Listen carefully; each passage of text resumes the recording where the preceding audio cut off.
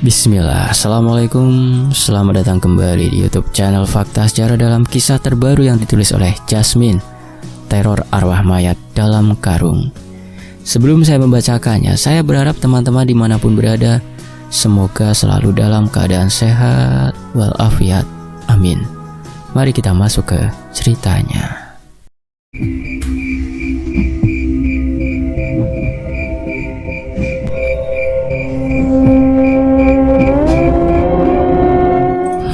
Itu turun hujan sejak senja. Derasnya seperti sengaja menutupi suara-suara yang tak ingin dunia dengar. Lampu-lampu jalan memantulkan cahaya kuning kusam di atas aspal basah. Lisa berjalan cepat di trotoar, menunduk sambil merapatkan jaket kerjanya. Hari itu ia pulang lembur dari pabrik, dan tubuhnya sudah remuk rasanya. Yang ia inginkan hanya sampai rumah, mandi air hangat, lalu tidur pulas. Namun bayangan tiga sosok yang terus mengikuti dari jauh membuat langkahnya perlahan berubah gugup. Di balik tirai hujan, Lisa sempat melirik ke belakang. Pram dan dua temannya, Wahyu dan Rudi.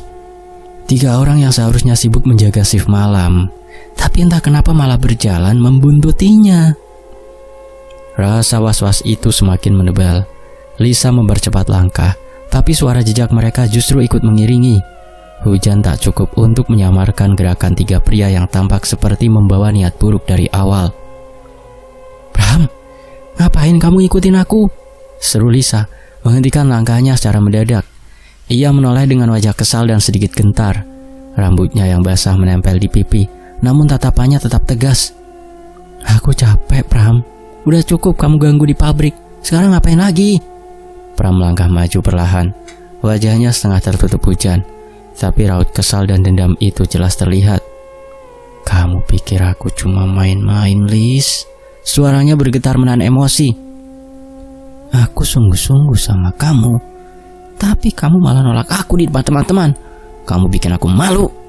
Lisa mendengus tajam. "Aku kan gak pernah janji apa-apa ke kamu. Aku cuma nolak. Itu aku, Pram. Siapa yang bikin malu kamu? Gak ada." Wahyu yang berdiri di belakang ikut mencibir. Suaranya serak.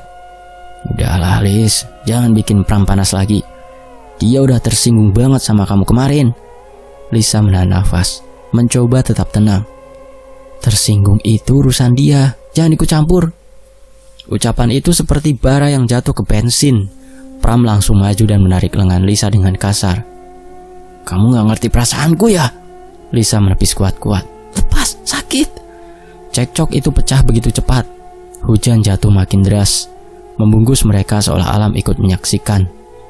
Pram dengan emosi yang sudah sejak sore ia pendam, tiba-tiba menghentakkan kepalan tangannya ke pipi Lisa. Benturan itu membuat Lisa terhuyung, tubuhnya goyah, hampir jatuh ke genangan air. "Hentikan!" teriak Lisa, nafasnya memburu. Ia memegangi pipinya yang perih. Matanya membelalak tidak percaya. "Pram, kamu gila!" Namun Pram sudah dikuasai amarah. Wajahnya memerah. Tatapannya liar, seperti ada sesuatu yang gelap menguasai diri. "Kalau kamu gak nolak aku waktu itu, semua tidak bakal kayak gini." Hening sesaat. Hanya suara hujan dan hempasan nafas ketiga pria itu yang terdengar. Lisa kian mundur, namun licinnya tanah membuat langkahnya tak stabil. Rudi, si rambut keriting yang sejak tadi hanya mengawasi dengan tatapan kagum pada tubuh Lisa, mendekat dengan lirikan tak nyaman. "Bram, udah, jangan kebangetan." Tapi kalimat Rudi bukan bernada membela Lisa, melainkan cemas kalau situasi makin panas dan ia tidak kebagian kesempatan dalam tanda kutip. Wajahnya jelas menunjukkan niat lain yang membuat Lisa semakin ngeri. Kalian mau apa?" Lisa gemetar, suaranya pecah. Wahyu menutup jarak dengan cepat, seolah momen itu yang ia tunggu. "Tenang, Lis, kita cuma mau ngobrol di tempat yang sepi. Udah, kamu jangan bikin ribut ah." Ucapan itu justru membuat bulu kuduk Lisa berdiri. Ia berbalik hendak lari, namun Pram menariknya dari belakang. Cengkeramannya kuat, begitu kuat hingga lengan Lisa hampir seperti diremukkan. "Aku gak mau ngomong sama kalian, lepasin!" Plak! Satu pukulan lagi mendarat di rahang Lisa, membuat tubuhnya limbung. Sekejap kemudian suasana berubah kacau. Pram mendorong Lisa ke tanah. Wahyu dan Rudi bergerak bersamaan, seolah semuanya sudah disetujui tanpa perlu kata-kata. Hutan kecil di pinggir pemukiman itu menjadi saksi betapa gelapnya sisi manusia ketika diberi ruang dan kesempatan. Hujan yang turun deras menjadi tirai, menyamarkan suara pertengkaran yang berubah menjadi jeritan ketakutan. Lisa berusaha merangkak, namun tangan Pram menarik paksa rambutnya. "Kamu harusnya nerima aku, Lis." Geramnya terdengar seram, seperti suara dari dasar sumur. "Aku gak pernah mau sama kamu," jerit Lisa. "Kamu kasar, kamu..." Pram menampar keras hingga kepala Lisa terpelanting. Darah tipis keluar dari bibirnya, nafasnya tersengal, pandangannya mulai mengabur. Di tengah kekacauan itu, satu sosok berdiri di kejauhan, di balik semak belukar yang bergerak karena angin. Zaki melihat semuanya, setiap detik, setiap kekerasan yang terjadi. Namun mulutnya membisu. Ia ingin berteriak, ingin menolong, tapi tubuhnya gemetar. Dan ketakutan membekukan kaki-kakinya. Ia tahu jika sedikit saja bergerak, ia bisa menjadi korban berikutnya. Sementara itu, Lisa, yang wajahnya sudah lebam dan tubuhnya basah kuyup, kembali mencoba bangkit. "Tolong," bisiknya lirih. Namun ketiga pria itu kini tak lagi memperdulikan kata-kata Pram yang merasa harga dirinya diinjak, makin tersurut oleh tatapan Lisa yang penuh benci. Wahyu dikuasai nafsu yang sudah sejak tadi ia tahan. Rudi bergerak tak ubahnya binatang lapar. Hujan turun makin keras, gelap makin pekat. Dan malam itu, langkah-langkah manusia berubah menjadi langkah makhluk yang kehilangan nurani. Lisa terpojok antara hujan, tanah licin, dan tiga pria yang menyeretnya ke arah gubuk tua di pinggir sungai. Satu langkah salah, dan takdir mulai berubah. Malam itu sesuatu yang mengerikan baru saja dimulai. Hujan malam itu masih turun tanpa jeda, seperti tirai air yang menutup dunia. Gemericiknya menghantam dedaunan dan tanah becek, menyamarkan hampir semua suara manusia.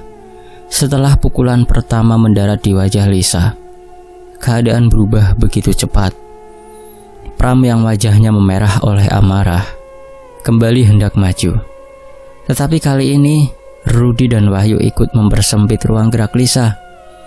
Tubuh Lisa terhuyung, lututnya goyah, nafasnya memburu, menelan rasa sakit yang menyalak dari pipinya. Ia mencoba mundur, namun tanah yang basah membuatnya terperosok. Pram mendekat lagi, seperti bayangan gelap yang siap menerkam. "Pram, tolong hentikan." Suara Lisa lirih, hampir tenggelam oleh derasnya hujan. Ia tak lagi menyembunyikan ketakutan. Namun Pram sudah kehilangan kendali. Ada bara yang menguasai matanya. "Kamu bikin aku malu," teriaknya. Dan kepalan tangan keduanya melayang menghantam pelipis Lisa. Tubuh Lisa terguncang keras. Ia jatuh terduduk, memegang kepalanya yang berdenyut. Wahyu melangkah cepat, mencengkeram bahu Lisa. "Udah, bawa aja ke tempat yang tadi," katanya pada Pram. Suaranya terdengar tergesa, seperti ada keinginan jahat yang sejak tadi ditahan. Rudi mengangguk. "Ayo cepat, sebelum ada orang lewat." Lisa mencoba meronta, tapi tiga pria itu jauh lebih kuat. Pram menggenggam kedua pergelangan tangannya, menyeretnya seperti menyeret karung beras. Sepatu Lisa menggores tanah basah, meninggalkan jejak yang cepat terhapus hujan. Mereka menyeretnya ke arah kebun yang gelap, menuju gubuk tua yang sejak lama tak dihuni. Gubuk itu hanya bercahaya samar dari remang lampu jalan jauh di belakang. Atapnya bocor di beberapa sisi, membuat air hujan menetes seperti rintik air mata dari langit. Sampai di sana, Wahyu mendorong Lisa masuk ke dalam gubuk. Pintu reot berderit saat terbuka. Ruangan itu lembab, penuh aroma tanah basah dan kayu lapuk. Cahaya lampu jalan tak cukup menerangi bagian dalam. Namun ketiganya tak peduli. Lisa tersungkur ke lantai tanah. Ia mencoba bangkit, tapi Rudi menendang punggungnya sampai ia kembali jatuh. "Diam!" bentak Rudi. Suaranya penuh amarah yang tak beralasan. Aku mohon, jangan. Suara Lisa pecah. Dada naik turun menahan ketakutan yang tak pernah ia bayangkan sebelumnya. Namun kata-katanya seperti angin yang lewat tanpa makna. Pram yang sedari tadi dikuasai dendam karena penolakan Lisa menatapnya dengan sorot mata penuh kebencian yang menyesakkan. Kamu pikir bisa seenaknya nolak laki-laki? Suaranya serak, seperti tercekik amarah. Hujan makin bergemuruh, seakan langit pun resah melihat perbuatan mereka. Di dalam gubuk itu, Lisa dianiaya tanpa ampun. Pram memukul paha, perut, dan punggungnya dengan brutal. Wahyu menahan kedua tangannya, sedangkan Rudy merenggut rambutnya berkali-kali. Lisa menjerit, namun suaranya tenggelam dalam geletar hujan dan angin. Tubuh Lisa melemas pelan, tidak kuat menahan rasa sakit yang datang bertubi-tubi. Ketika rasa sakit itu sudah seperti tak berujung, ketika tubuh Lisa hampir tak bergerak lagi, ketiganya melakukan tindakan paling keji dan biadab. Mereka memuaskan nafsu busuknya pada gadis yang tidak lagi mampu melawan. Lisa mencoba meronta, berteriak, memohon, tapi tenaga terakhirnya menguap. Dunia seperti mengecil, berputar pelan, menggelap. Setelah semua itu terjadi, Lisa hanya bisa berbaring tak berdaya. Nafasnya tersengal, bibirnya pecah dan berdarah. Matanya mulai sayup, basah oleh sisa air mata dan hujan. Pram berdiri, memandang tubuh Lisa yang telanjang yang terkapar. Sorot matanya masih gelap, tapi ada kegelisahan mulai muncul di wajahnya. Kita ngapain tadi? Gumamnya dengan suara tak stabil. Wahyu memalingkan wajahnya, seolah baru sadar mereka melewati batas yang tak bisa ditarik kembali. Udah, kita kabur aja. Jangan sampai Lisa ngomong ke siapa-siapa. Tapi tiba-tiba tubuh Lisa bergerak. Tangan kanannya terangkat sedikit, mencoba meraih udara seperti meminta pertolongan yang tak kunjung datang. Pram, suara Lisa serak, nyaris tak terdengar. Tolong. Ketiga pria itu tersentak, panik. Ketakutan berbaur dengan kebingungan. Tatapan Pram membeku. Rudy maju selangkah, menatap Lisa dengan mata nyalang. Dia belum mati, Pram. Kita bisa dilaporin nanti. Wahyu panik memegang kepala. Gimana ini? Kita harus gimana? Dalam kekalutan itu, Pram melangkah ke arah Lisa. Ia jongkok, menatap wajah Lisa yang pucat, tubuhnya gemetar. Kamu jangan bikin susah. Lisa menggeleng pelan. Air mata bercampur darah mengalir dari sudut matanya. Ketika Lisa kembali mencoba bernafas, Pram menutup mulut dan hidungnya dengan kasar. Maafin aku, Lis, tapi kamu sendiri yang salah. Lisa berjuang dengan sisa tenaga terakhirnya.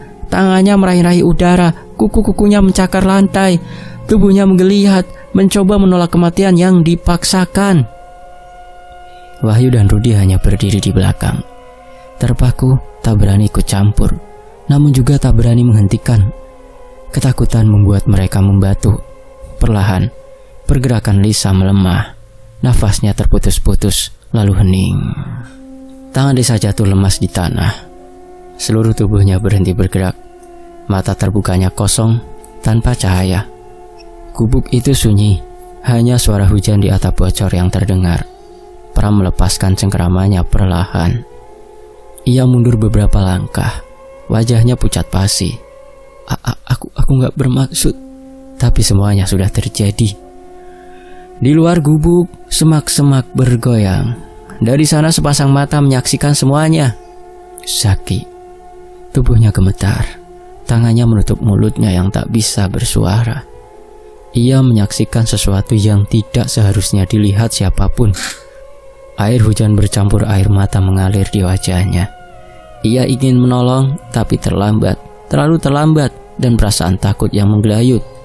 Dan malam itu di bawah gemuruh hujan, tiga pria itu baru saja menyeret diri mereka ke jurang kelam yang tidak lagi punya jalan kembali. Hujan belum reda ketika tubuh Lisa yang sudah tak bernyawa tergeletak di lantai tanah gubuk itu. Bau tanah basah bercampur dengan aroma darah yang samar. Cahaya petir sesekali menyambar, memperlihatkan wajah pucat Lisa yang telah kehilangan seluruh cahaya hidupnya.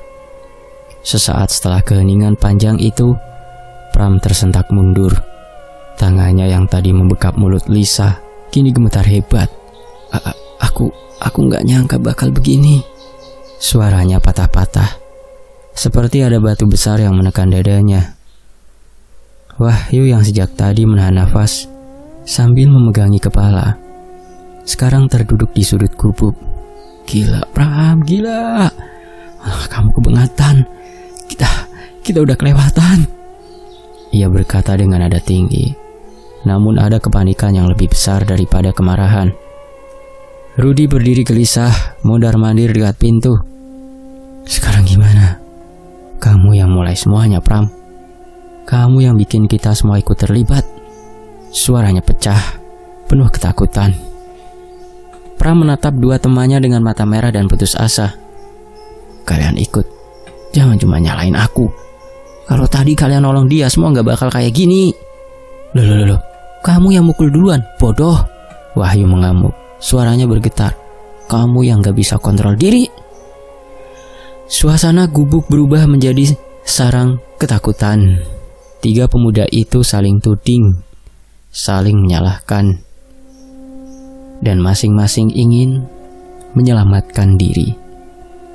Hujan yang mengguyur di luar menambah mencekam, seperti suara alam yang ikut menyaksikan kejatuhan mereka. Sementara itu tidak jauh dari gubuk, di balik semak belukar yang rimbun, Zaki berdiri membeku. Pemuda bisu itu memeluk tubuhnya sendiri, mencoba mengurangi gemetar yang tak tertahan. Dadanya naik turun cepat, matanya dipenuhi air. Dari tempat persembunyiannya, ia melihat semuanya, dari awal hingga akhir, dan ingatan itu menghantamnya seperti badai. Semula, Zaki hanya ingin memeriksa pancing yang ia pasang sore tadi di pinggir sungai. Tapi ketika ia mendengar suara gaduh dari arah gubuk, dan sebelumnya di pinggir sungai, rasa penasaran membawanya ke sana. Ia mengintip dari celah semak, dan yang ia lihat membuat jantungnya serasa diremas. Lisa, gadis yang selalu menyapa Zaki dengan senyum lembut, dipukul, diseret, disiksa di pinggir kali dan diperlakukan seperti bukan manusia di gubuk. Zaki ingin berlari menghampiri, ingin menolong, tapi lututnya lemas. Ia tahu tiga orang itu jauh lebih kuat darinya. Ingin berteriak pun percuma, suaranya tidak ada. Yang keluar hanya desahan nafas dan tangis tertahan. Kini setelah Lisa benar-benar mati, Zaki tak bisa menahan air matanya. Tubuhnya goyah dan ia terjatuh berlutut di tanah becek. Tangannya menutup mulut, menahan isak yang pecah begitu saja. Hujan menyamarkan suara tangisnya, tapi hatinya hancur tak terselamatkan. Lisa selalu memperlakukannya sebagai manusia, tidak menganggapnya aneh, tidak meremehkannya, tidak pernah salah paham. Ia ingat betul senyum Lisa setiap pagi di jalan. Pagi Zaki, kata-kata yang selalu ditulis Lisa di buku kecil untuk berkomunikasi dengannya. Dan kini senyum itu hilang, direnggut paksa oleh tiga lelaki yang tak punya hati. Zaki menunduk, menggigil bukan hanya karena dingin, tapi juga karena trauma yang membekas. Tangannya mengepal kuat, nafasnya tercekat. Ia tahu ia harus melakukan sesuatu, tapi kapan? Bagaimana? Ia hanya satu orang dan bisu pula. Ketakutan membuatnya tetap bersembunyi. Di dalam gubuk ketiga pelaku masih terjebak dalam kepanikan tanpa arah. Kita harus kabur. Kita harus ilangin jasadnya. Rudy bersuara keras dengan mata yang terus melirik ke pintu seakan takut ada yang datang. Tapi mau kemana? Kita bawa kemana? Wahyu balik berteriak.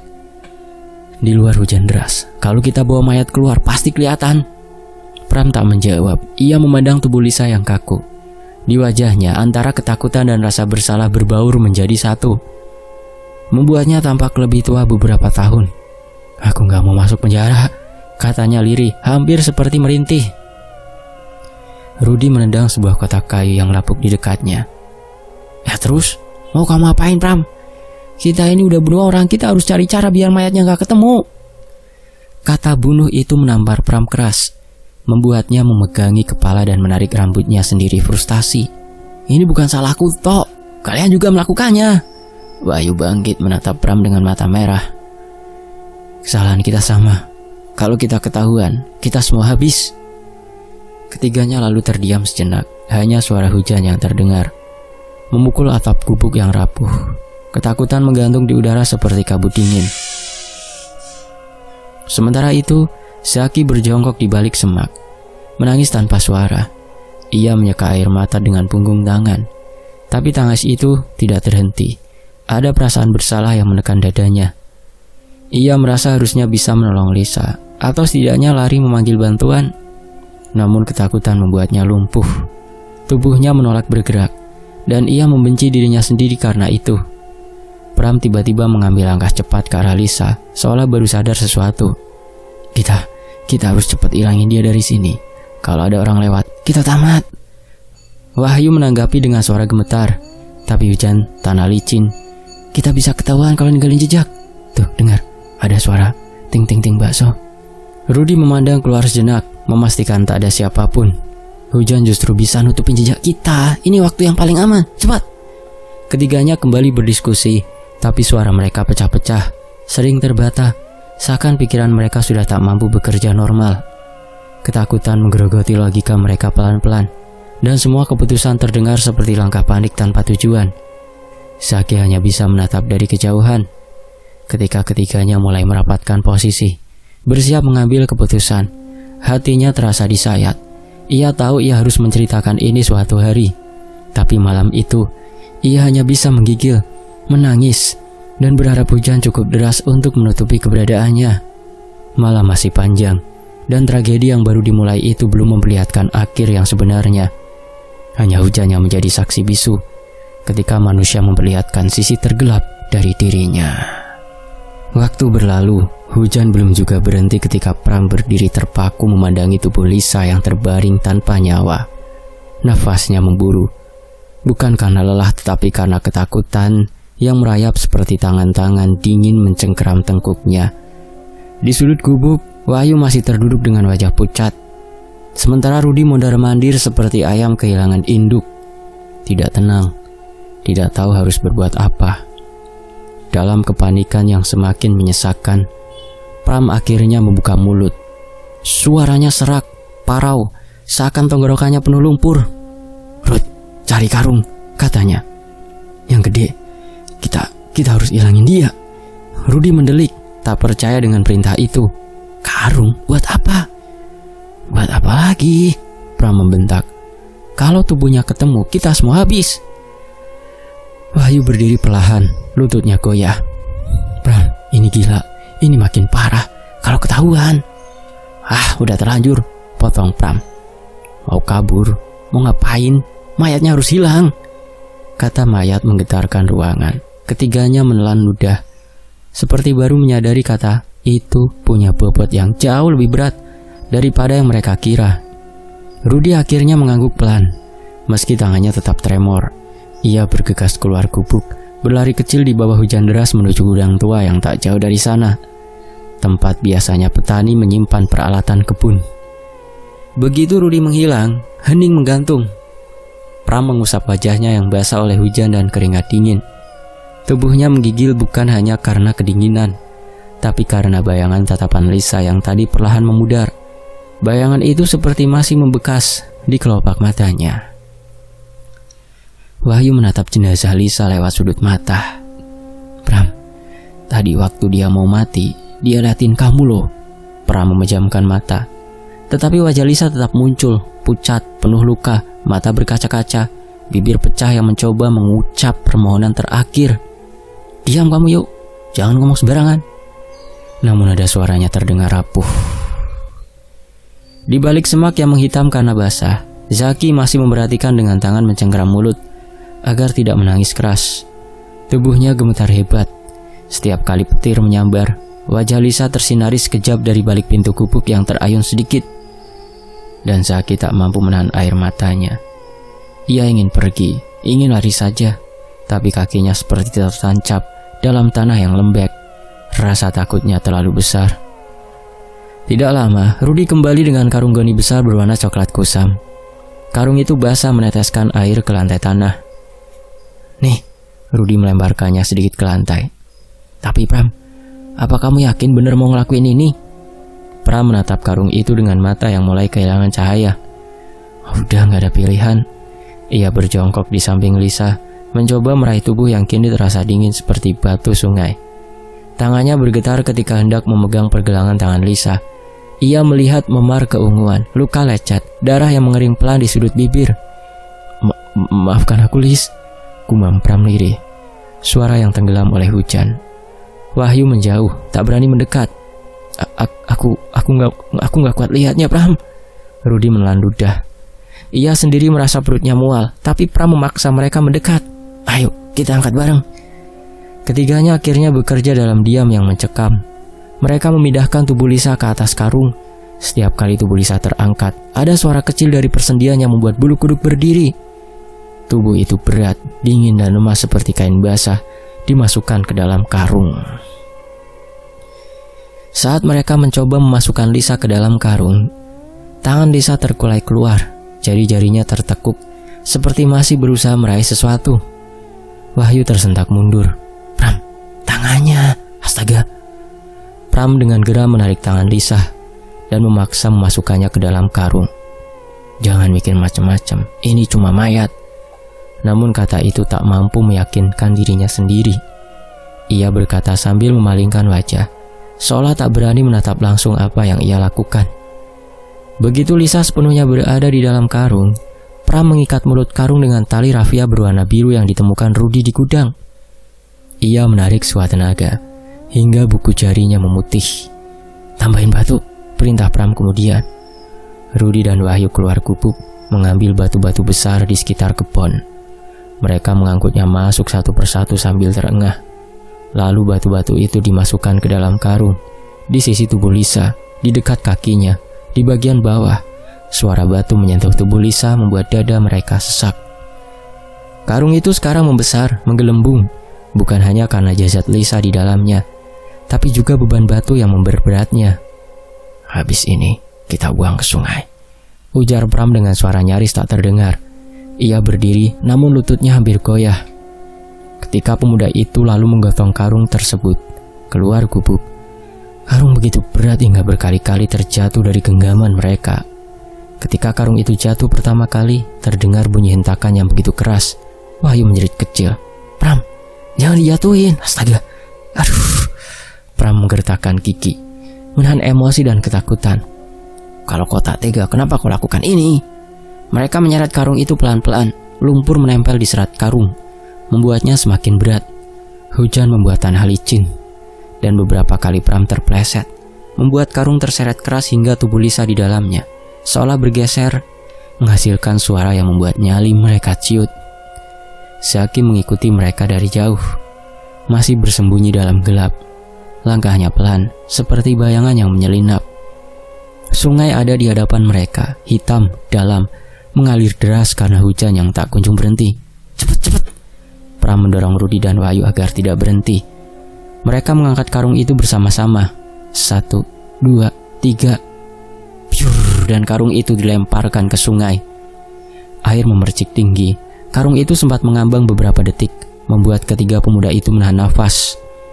Namun tidak lama, karung mulai tenggelam perlahan, ditarik beban batu ke dasar sungai, hingga akhirnya hilang ditelan kegelapan air. Pram, Wahyu, dan Rudy terdiam lama. Wajah mereka pucat seperti tidak lagi dialiri darah. Malam itu, meski hujan masih mengguyur, udara mendadak terasa lebih pengap, seperti alam ikut menyimpan rahasia keji mereka. Dan dari kejauhan, Zaki menangis tanpa suara, menyaksikan bagaimana tubuh Lisa akhirnya tenggelam bersama kegelapan malam itu. Di waktu lain, hujan deras di malam itu tidak pernah berhenti mengguyur atap rumah Zaki.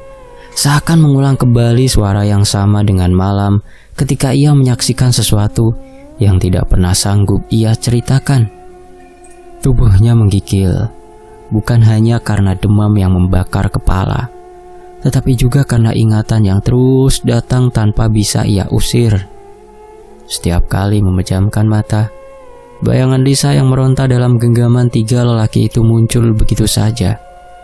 Terutama ketika tubuh itu akhirnya terkulai, tidak lagi bernyawa. Ibunya berkali-kali menempelkan kain basah hangat di dahinya. "Zaki, nak, makan sedikit ya." Suaranya lirih penuh cemas. Zaki hanya menggeleng lemah. Tatapannya kosong. Ia memeluk kedua lutut di atas tempat tidur. Tubuhnya sesekali bergetar seperti menahan tangis yang tak bisa disuarakan. Karena ia bisu, semua ketakutannya hanya bisa keluar lewat isak tertahan dan mata sembab. Di dalam pikirannya, ia masih berdiri di balik semak-semak basah malam itu. Masih teringat jelas suara Pram yang memerintah sambil terengah, suara Rudi dan Wahyu yang panik saling menyalahkan. Lalu suara seretan tubuh Lisa yang sudah tak bergerak. Zaki menutup mulutnya, kupingnya saat mereka menceburkan karung berisi Lisa ke sungai. Tapi suara air yang memercik tetap menembus gangguan hujan. Bahkan sampai sekarang pun suara itu seperti tinggal di dalam benaknya. Sementara itu, di rumah keluarga Lisa, doa-doa mulai dipanjatkan dengan gelisah. Sudah 2 hari gadis itu tidak pulang. Ibunya, Bu Wati, tak bisa tidur sejak malam pertama. Ia duduk di ruang tamu sambil memandangi pintu yang selalu ia berharap terbuka. "Pak, Lisa biasanya gak pernah pergi malam-malam begini selama 2 hari," ucap Bu Wati sambil menahan tangis. "Ibu takut sesuatu terjadi." Pak Surip mencoba menenangkan, meski wajahnya sendiri tak lagi tenang. Sudah Bapak lapor ke Pak Polsek tadi. Mereka bilang mau membantu cari sampai ketemu, karena sudah lebih dari 24 kali 2. Tetangga-tetangga berdatangan, menawarkan bantuan, bertanya-tanya, tapi tidak ada satupun memberi jawaban yang sedikit menenangkan. Semua hanya melempar dugaan. Mungkin Lisa pergi ke rumah teman, mungkin ponselnya mati, mungkin sedang ada masalah dan butuh waktu. Akan tetapi tidak ada satupun dugaan yang bertahan lama, karena semua tahu Lisa bukan tipe gadis yang suka pergi tanpa pamit. Malam harinya, beberapa warga bergabung dengan aparat desa dan polisi untuk menyisir sekitaran jalan tempat Lisa terakhir terlihat. Hujan gerimis mulai turun lagi, membuat perjalanan semakin sulit. Lampu-lampu senter menyisir tanah becek, semak basah hingga tepi sungai yang semakin keruh. Tapi tetap saja tak ada tanda-tanda. "Pak, ini daerahnya sudah kita ulangi 3 kali," ujar salah satu petugas dengan nafas berat. "Kalau dia jatuh atau kecelakaan, pasti ada jejak." Pak Surip hanya mengangguk, dadanya kian sesak. Di sisi lain sungai, tidak jauh dari lokasi pencarian itu, Zaki duduk bersandar di dinding rumahnya. Nafasnya pendek-pendek, tubuhnya masih panas, dan matanya tidak berhenti menatap jendela seperti menunggu seseorang datang. Ia ingin sekali memberitahu bahwa apa yang mereka cari ada di dasar sungai itu. Ia ingin sekali berlari, menarik baju salah satu petugas dan menunjuk-nunjuk tempat mengerikan itu. Namun setiap kali ia berusaha berdiri, tubuhnya langsung limbung. Dan kengerian malam itu kembali menamparnya. Bayangan Pram meninju Lisa, bayangan Rudi memegangi tangannya. Wahyu Hidayat menutup mulut gadis malang itu. Semuanya berputar seperti mimpi buruk yang tak pernah selesai. Lidahnya keluh, tubuhnya lemah, dan pikirannya selalu dipenuhi rasa takut. Bagaimana bila mereka tahu ia menjadi saksi? Bagaimana bila mereka mencarinya? Ibunya yang tidak tahu apa-apa, hanya melihat anaknya semakin pucat setiap harinya. "Zaki, nak, sebenarnya kamu ini kenapa? Kalau ada apa-apa bilang ke ibu," bisiknya sambil mengusap rambut anak itu. Zaki menunduk dan menangis tanpa suara. Tangis seorang saksi bisu yang menanggung beban yang tidak seharusnya ia pikul sendirian. Di pos ronda dekat rumah Bu Wati, para warga berkumpul sambil menahan kantuk. Kopi hitam mengepul di gelas-gelas kecil, namun tak ada yang benar-benar menikmati rasanya. Semua menunggu kabar, berharap polisi yang sedang menyisir pinggir sungai bisa membawa sesuatu, apapun, asalkan bukan kabar buruk. "Bu, besok kita lanjut," jangan kehilangan harapan ya, kata seseorang mencoba menguatkan. Bu Ati hanya mengangguk sambil menggenggam foto Lisa erat-erat. Anakku bukan tipe orang yang suka keluar rumah berhari-hari, pasti dia pulang. Tapi kali ini aku merasa ada yang gak beres. Aku merasa Lisa memanggilku, kayak minta tolong. Naluri ibu. Kata-kata itu membuat beberapa orang saling pandang. Ada ketakutan, ada firasat, ada kesunyian yang menempel seperti embun dingin di kulit mereka. Sementara di balik jendela rumahnya yang kecil, Saki kembali menggigil. Tubuhnya semakin lemah, tapi pikirannya terus menjerit. Meski tak ada suara yang keluar, ia tahu kebenaran itu tersembunyi di dasar sungai, terkunci bersama karung yang menahan tubuh Lisa. Ia ingin bicara, ia ingin memberitahu, tapi seorang anak bisu yang sendirian melawan ketakutan hanya bisa menangis diam-diam di dalam gelap malam. Di tempat lain, hidup Pram berubah total sejak malam itu. Sejak tubuh Lisa ditenggelamkan bersama karung dan batu pemberat, hari-harinya tidak pernah lagi sama. Setiap bangun tidur ia merasa seolah-olah masih berada di gubuk reot itu. Bau tanah basah, suara hujan memukul atap, dan nafas panik mereka bertiga seakan terus menguntit dari balik tengkuknya. Seminggu setelah kejadian, Pram mengundurkan diri dari pabrik. Alasannya kepada mandor hanya singkat. Saya capek, Pak. Ingin beristirahat dulu di rumah. Padahal yang sebenarnya menempeli tubuhnya bukanlah lelah bekerja, melainkan bayangan Lisa yang tidak pernah pergi.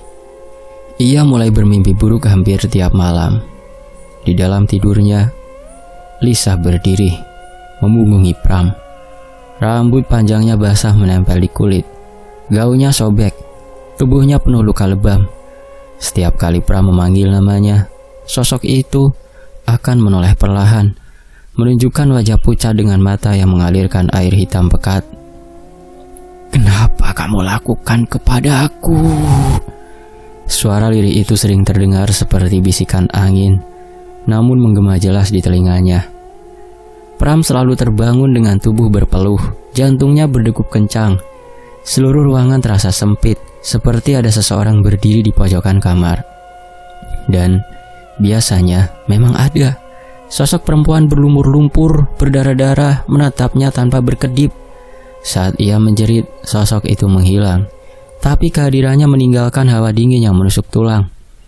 Rudi dan Wahyu, dua temannya, mengalami hal serupa.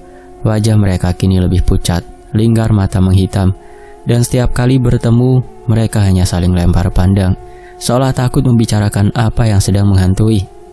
Pram, maksudku kamu ngerasa kayak ada yang ngikutin gak? Tanya Rudi dengan suara bergetar saat mereka bertemu diam-diam di warung. Pram menelan ludah, tidak mampu berbohong. Ada suara nangis setiap malam. Wahyu ikut mengangguk, wajahnya tidak kalah pucat. Aku ngerasa dia duduk di ujung ranjangku. Aku gak kuat, Pram. Dan gangguan itu tidak hanya berupa mimpi atau suara. Kadang sandaran kursi bergerak sendiri, pintu terbuka perlahan tanpa angin, atau bayangan seseorang menyeberang tepat di belakang mereka, meski ruangan sedang sepi. Rudi yang paling ketakutan, ia sering berteriak di tengah malam sampai ibunya terbangun dan mengetuk pintu berulang kali. Tubuh Rudi bahkan lebih kurus, gerakannya gelisah, dan setiap suara kecil membuatnya tersentak. Aku lihat dia di dapur, Rudi berbisik pada Pram suatu pagi. Dia jalan ke arahku, kepalanya miring, Pram, kayak patah. Pram hanya diam. Tak ada kata yang cukup untuk menggambarkan ngeri yang mereka rasakan. Hingga suatu malam, gangguan itu berubah menjadi kehancuran. Rudi yang tinggal di rumah 2 lantai dengan atap tinggi, terbangun karena mendengar langkah kaki di loteng. Langkah yang datar, lambat, tapi jelas bukan milik manusia yang masih hidup. Ia mencoba menutup telinga, tapi langkah itu semakin keras, seperti sengaja memanggilnya. Dengan tubuh gemetar, ia naik ke lantai 3 untuk memastikan. Lorong gelap itu dipenuhi hawa dingin. Dari ujung lorong ia melihat sosok Lisa berjalan terseok, rambut basahnya menutup sebagian wajah. Rudi menjerit dan mundur tergesa-gesa, tapi kakinya terpleset menginjak genangan air yang entah dari mana munculnya. Ia terjatuh ke bawah tanpa sempat berpegangan. Tubuhnya menghantam lantai dasar dengan suara mengerikan. Prak! Ia tewas ketika dengan posisi tubuh patah-patah, kepala pecah, seakan ditarik paksa oleh sesuatu. Kabar itu membuat Wahyu semakin tak mampu menahan rasa bersalah. Ia tidak berani lagi tidur di rumah sendiri, tidak berani lagi pulang malam, bahkan tidak berani menatap bayangannya di cermin. Setiap kali ia menutup mata, bayangan Lisa muncul membawa isak yang sama. Lirih, menyayat hati, namun penuh kemarahan.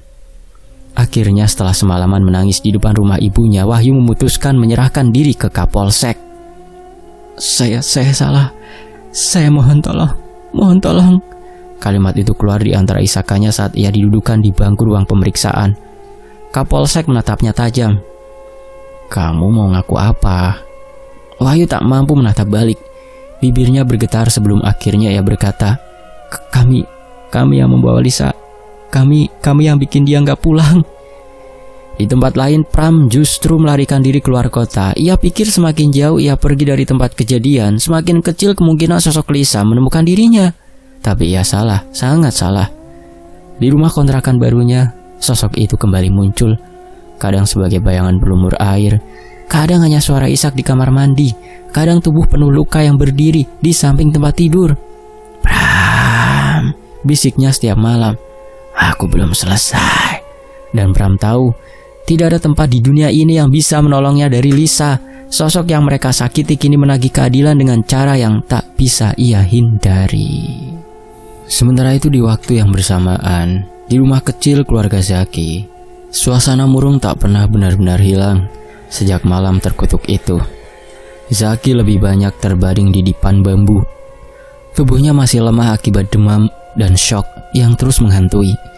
Setiap kali ia memejamkan mata, ia teringat tubuh Lisa yang diseret di tanah basah, suara hujan yang memukul atap gubuk itu, serta wajah ketakutannya yang tidak akan pernah ia lupakan seumur hidup.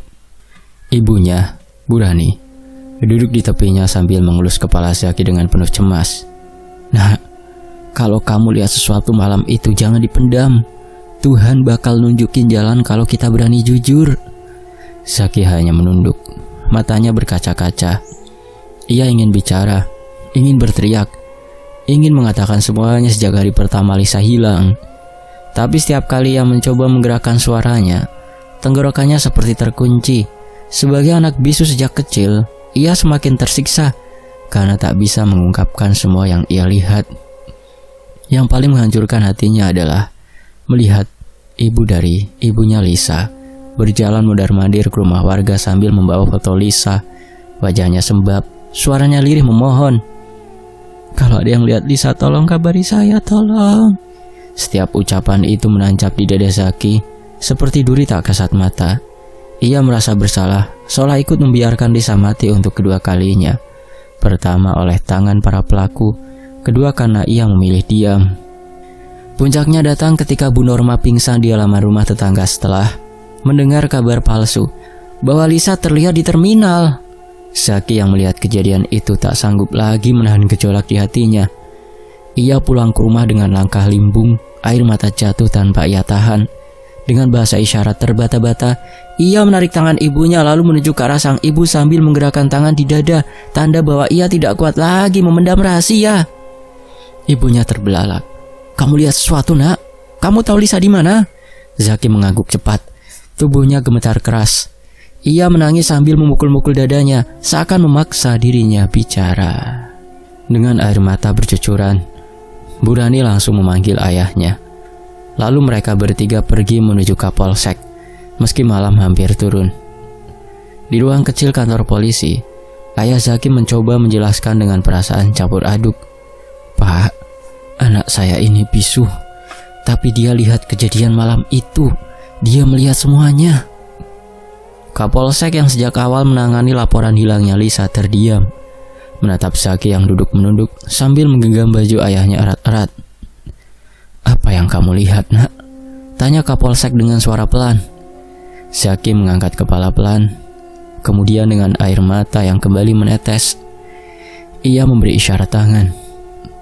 3 orang laki-laki, sebuah gubuk, karung, sungai, dan Lisa.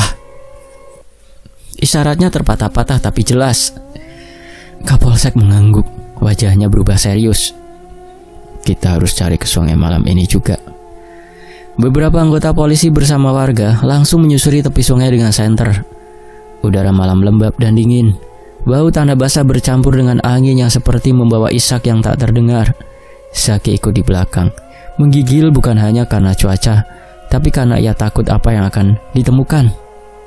Tidak butuh waktu lama sebelum salah satu polisi berteriak, "Pak, ada karung tersangkut akar bambu!" Semua berlari. Zaki berhenti di jauh belakang. Tubuhnya melemas. Ia sudah tahu itu Lisa.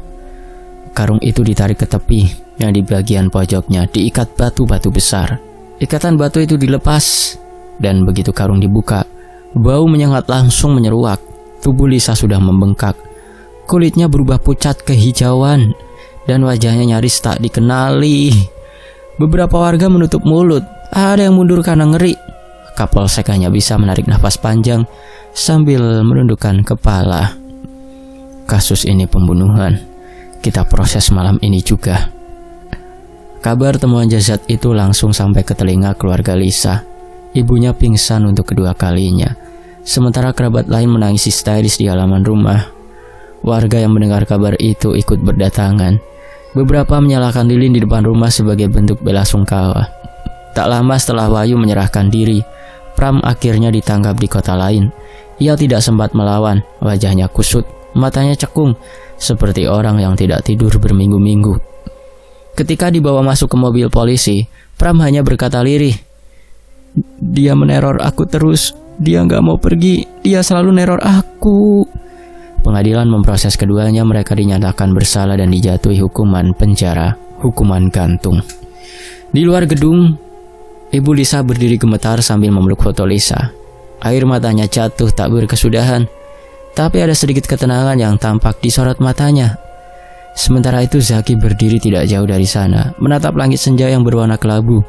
Ada sesak yang masih tersisa, namun juga rasa lega. Akhirnya rahasia gelap itu terbongkar, dan Lisa setidaknya bisa pulang dengan tenang. Selesai. Demikianlah sebuah kisah, semoga bisa mengambil hikmah. Fakta Sejarah pamit. Wassalamualaikum, sampai jumpa di kisah berikutnya. Terima kasih untuk penulisnya, Kak Jasmine. Terima kasih juga buat teman-teman ya. Sampai jumpa di kisah berikutnya. Wassalamualaikum.